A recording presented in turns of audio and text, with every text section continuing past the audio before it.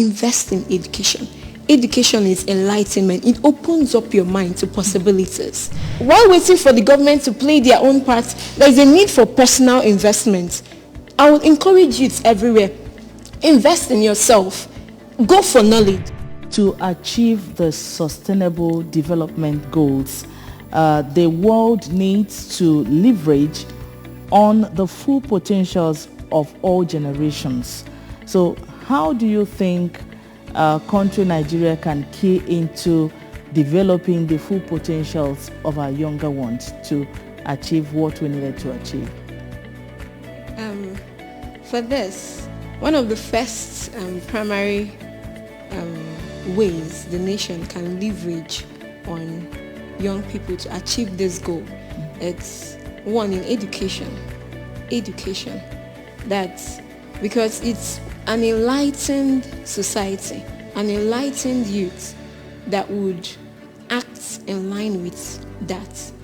Most of the times, we act based on the knowledge, the information that we have at hand. And a situation where a basic right, a basic human right like education is denied, not just formal education, that's also skill education, empowerment such as this. And this is what I know some organizations, some NGOs are taking this up, but this is something that everyone should really be involved. I know Honorable Justice Imezilike Foundation is doing that and all, but this is one aspect. If we want to achieve that sustainable development goal, invest in education. Education is enlightenment. It opens up your mind to possibilities. Another thing, it's involving youth in governance. There's something responsibility does to you, and that's one of the things that this Youth Day is really trying to achieve. When youths become involved in the day-to-day activities of running from as little as maybe their local government, their community, and higher, as in when they get involved in it, it's going to be difficult to be involved in keeping your community clean, maybe making decisions that will affect your community positively, and then doing things that are also anti that decision. You see, it's not it doesn't go together. But when they are involved in it, it would make them see that this is our thing. It is not just that of the elders. It's not just that of the old men, like we've been seeing for a while.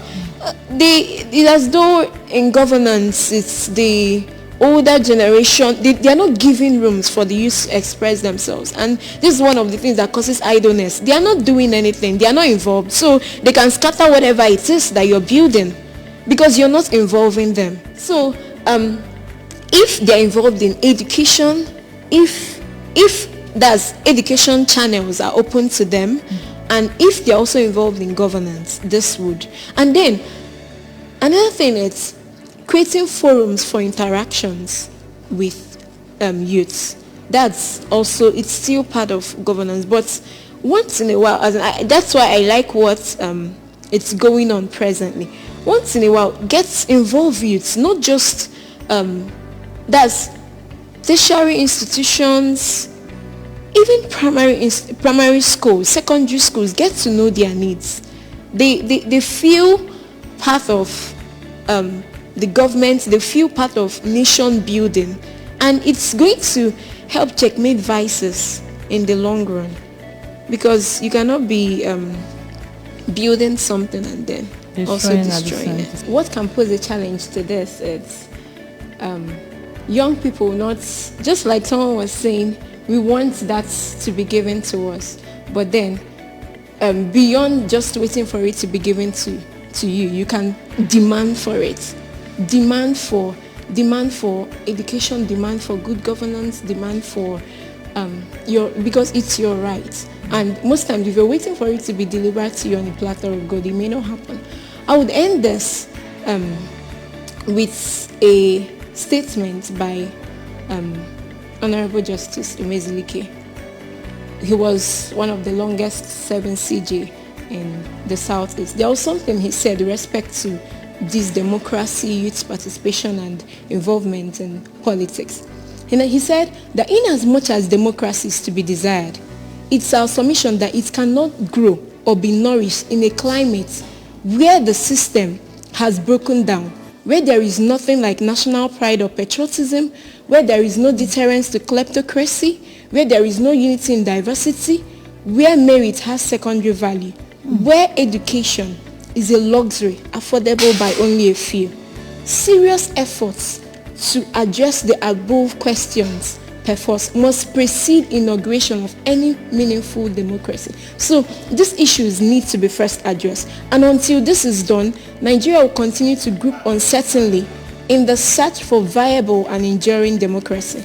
The corollary is that power will continue to fall into the hands of people who would continue to use it irresponsibly. So the summary is that at this time, youth should demand for what is theirs. And when they are doing so, while waiting for the government to play their own part, there is a need for personal investment.